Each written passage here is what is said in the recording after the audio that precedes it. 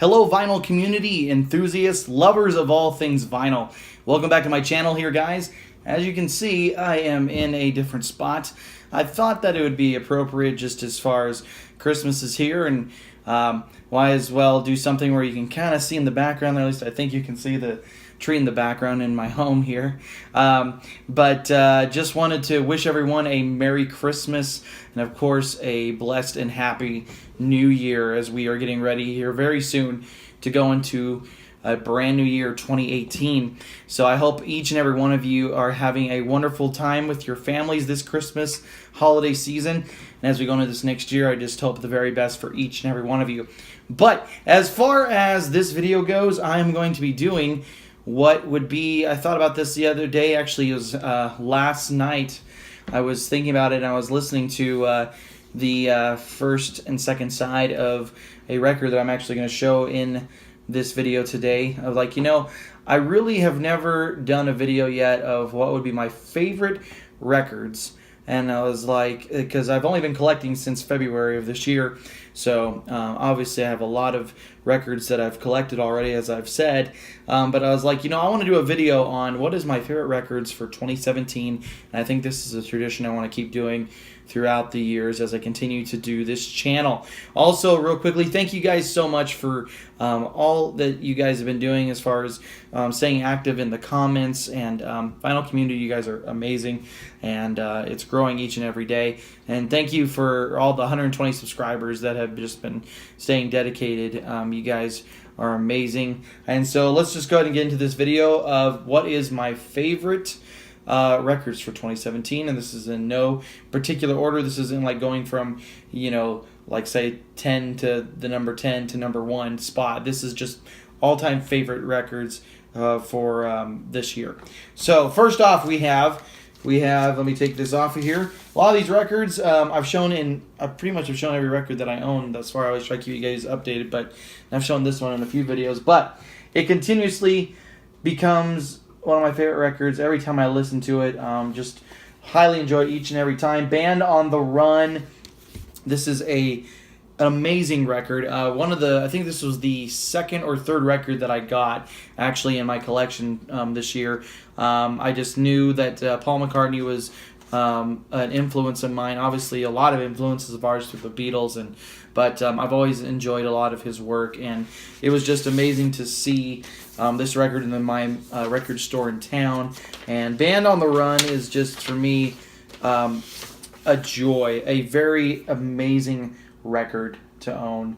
And I would highly recommend you guys pick this up if you've never heard this record in its entirety, or you've never even heard a lot of the songs on this record. If you, which is very possible, you know. There are some people I talk to that don't even really care for the Beatles, as odd as that sounds. But, you know, Paul McCartney and his Wings band and all the different iterations of Paul McCartney has done over the years is, in my opinion, amazing. And I keep wanting to collect more and more of his stuff. But, you know, just some songs to really look forward to on this record be Band on the Run, Let Me Roll It.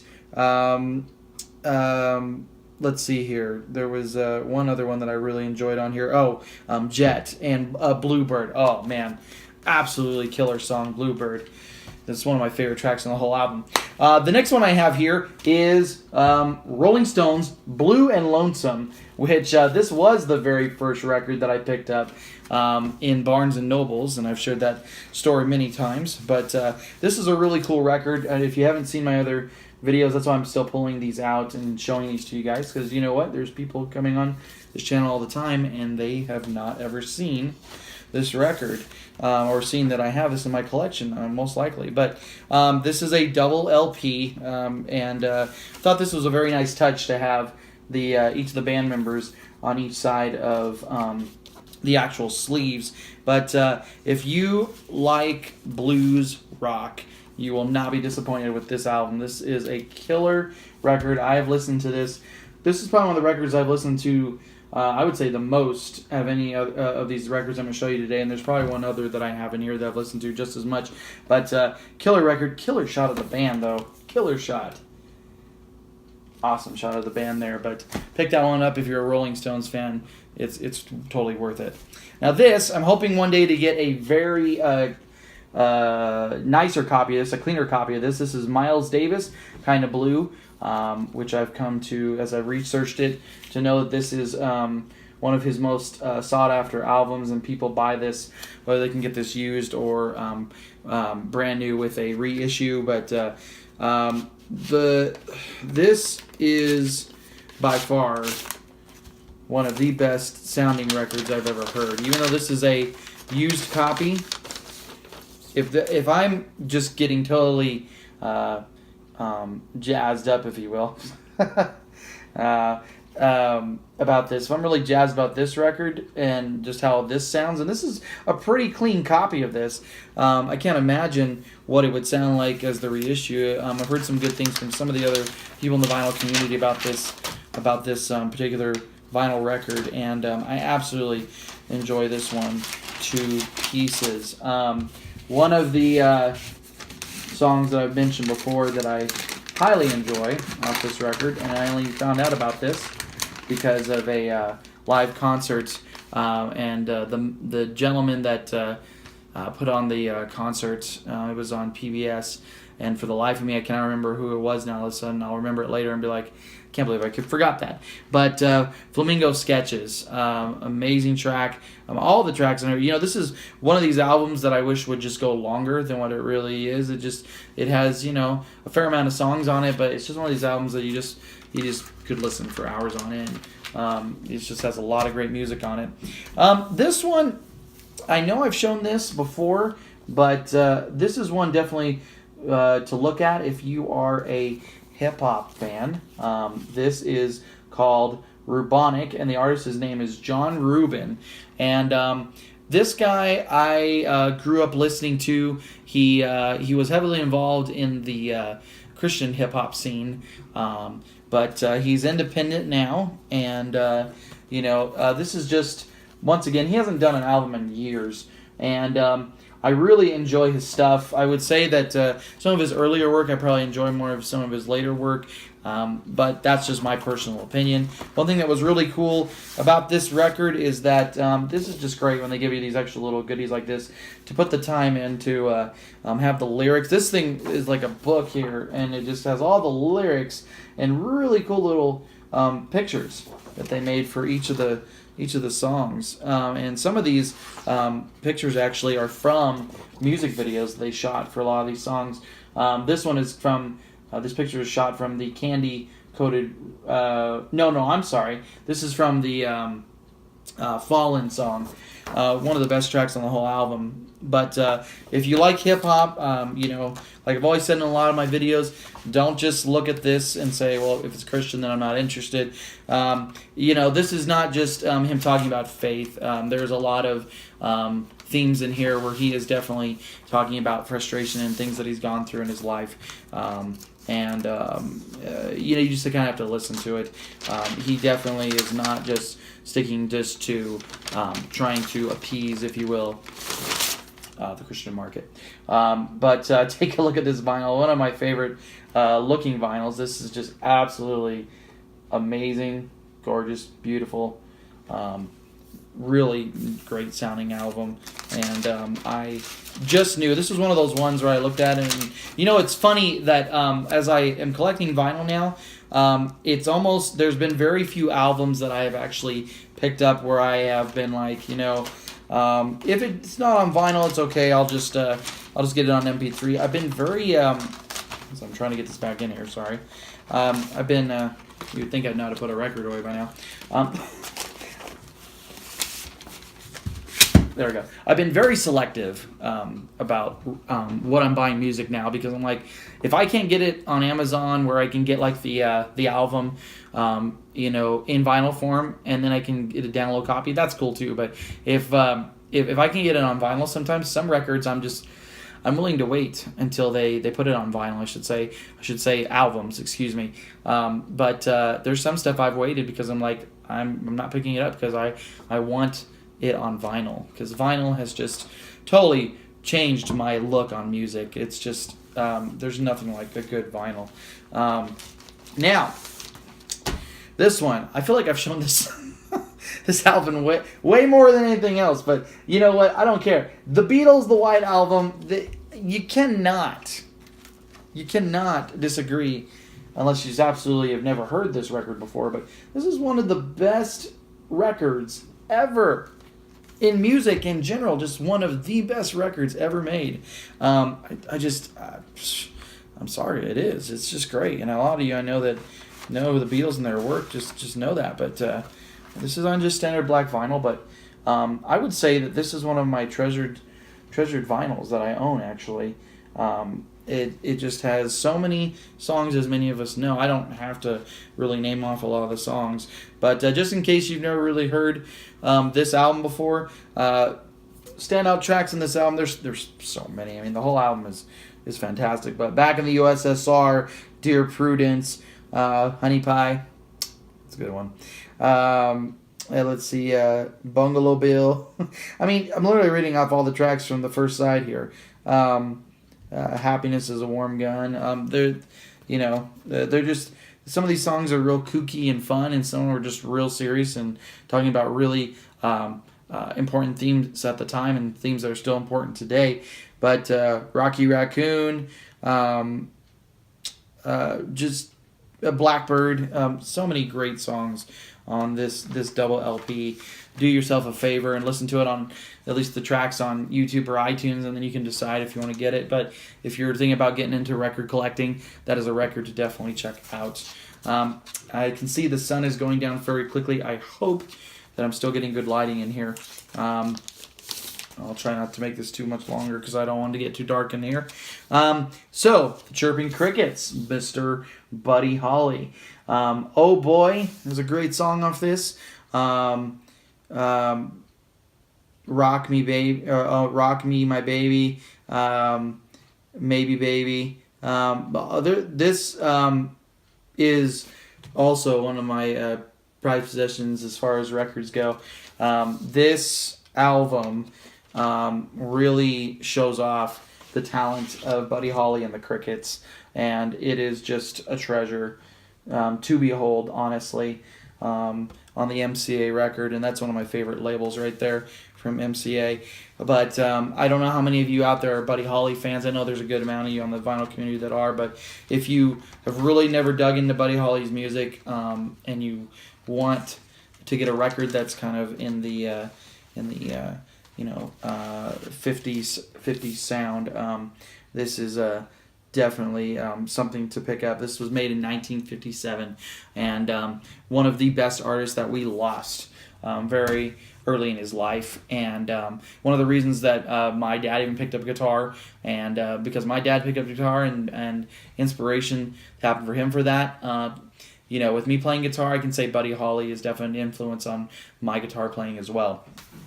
Next one, I've shown this one, I believe, once, but the Monkees. I believe I even made this one of the videos I made where I said, this is an album that I recommended that you should own, that you should collect. And I still stand by that. This is the latest album from the Monkees and their big catalog. But this is basically an album that 3 of the 4 Monkees made, and they got Davy Jones, the late Davy Jones, in there on a track on there, which was the song Love to Love, which was on this side actually, yeah. Love to Love. But let me just tell you, if you are, again, looking for a record that has an authentic sound of a specific era, in this case being the 1960s, they did a phenomenal job. A lot of these songs are brand new songs that are written by a lot of artists that we would know if I mentioned some of the names, some of these artists that helped them write these songs. They did a killer job, and I will say this as well, that Mickey, the lead singer, he still sounds fantastic. An amazing singer. They all are amazing singers, but Mickey, I've always enjoyed his songs and the things I've listened to with the Monkees growing up. But one of my most favorite tracks off this whole album, and it's actually a song that my girlfriend enjoys as well, and then she always wants me to sing it to her, is called Me and Magdalena. And that just kind of holds a special place in my heart, just because that means something to my girlfriend as well. And we both like listening to this record. It's great. Next one here, jumping around on a few different genres here, actually, which is great. Hopefully that shows I'm a little diverse in what I listen to. Skillet. Skillet is a hard rock. Some people know them as a Christian hard rock band. Some just know as a a hard rock band, excuse me. And they are both, definitely. They are Christian and hard rock, but they rock hard. I've got to see them twice this year in concert, and they're absolutely amazing. Wow, that was really not wanting to come out of there. This is called Unleashed. This is just a two-sided record, but if you like... there's a lot of groups out there, but they're not coming to me right now. But if you like any type of hard rock music, you will definitely enjoy Skillet, and definitely has been since I've got to see them twice, and I've listened to this record a lot as well.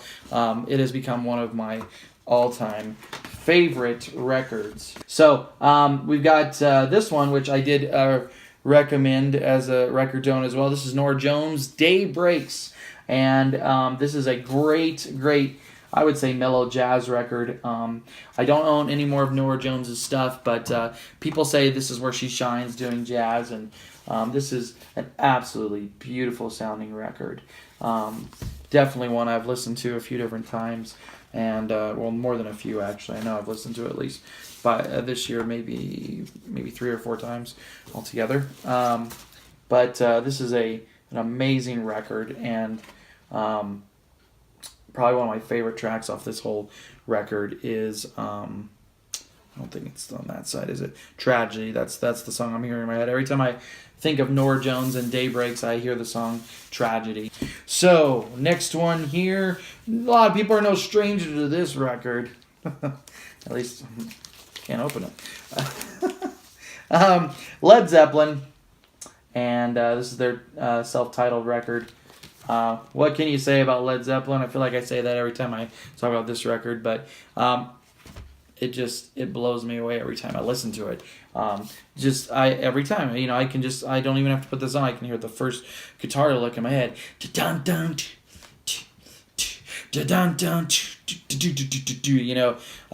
times, bad times. Super great song.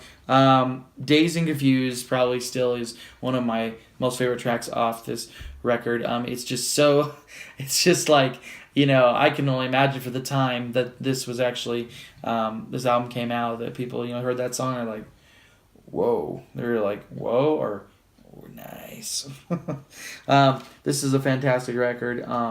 Unfortunately, John Bottom is not with us anymore, but I believe I don't actually know if they still tour now, but they were back in the early 2000s. Were touring again. But if you do not own any Led Zeppelin, start from the beginning. It can't hurt. It's great stuff. So next one I got here is Kiefer Sutherland. This is one I have shown you guys recently, but this has very quickly become one of my favorite records. I just was like, oh man, I gotta listen to this again, and I've listened to it like all the way through once so far, and I have not listened to it again yet, and I really look for it. It's actually been sitting. It was until I was listening to John Mayer's record last night. This was sitting on my record player, just begging to be listened to again. But I'm telling you guys, you like country music, Mr. Sutherland has an amazing country voice. And I kid you not, I'm not just saying that just to say that.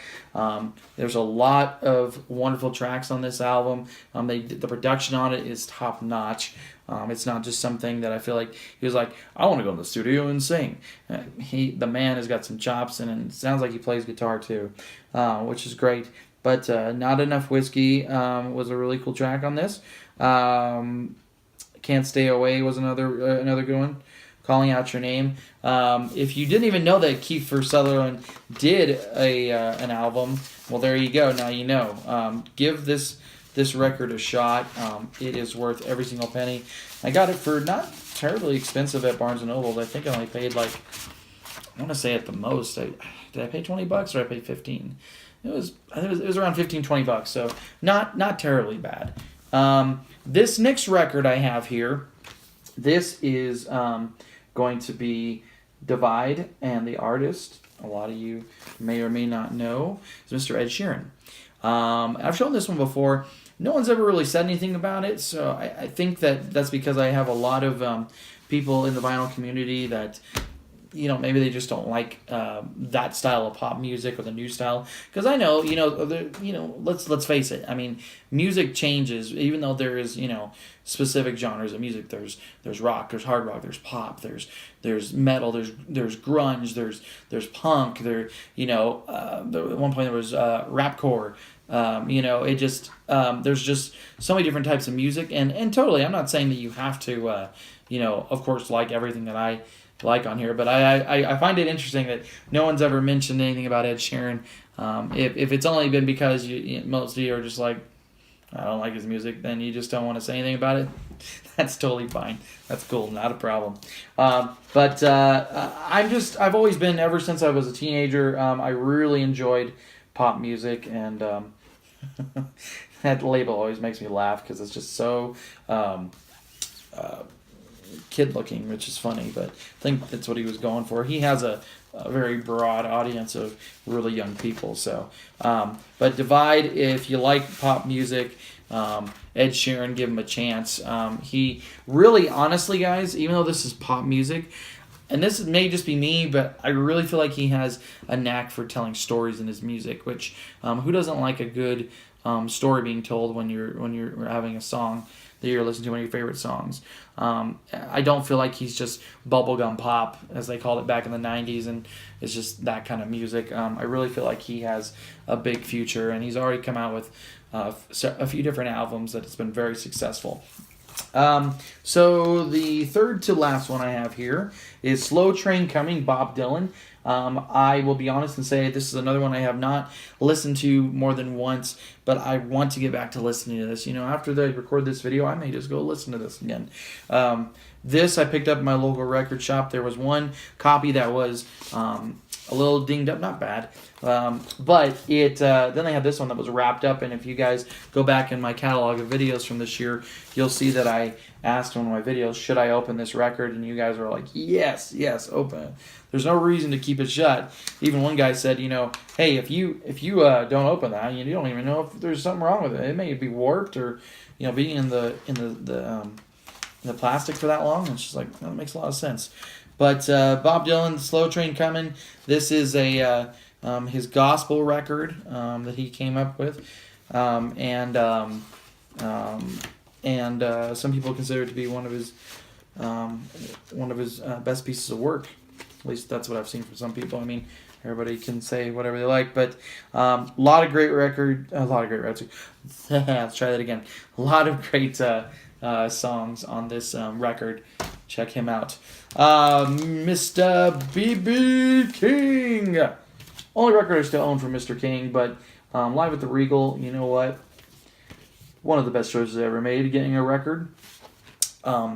Absolutely amazing. I don't know, I don't have an original. This is a remastered copy, but as far as being remastered, it's amazing. Anybody that has ever listened to B.B. King's music, you know exactly what I am talking about. The man was a genius, and it's terribly sad that we don't have him anymore in the music industry, because he has passed. But I'll just tell you what, I have this, plus I have a digital album from B.B. King. But I'll tell you, like I said before, nothing beats a good record. And this one especially, one of my absolute favorites, and that's why it made it to this list of records.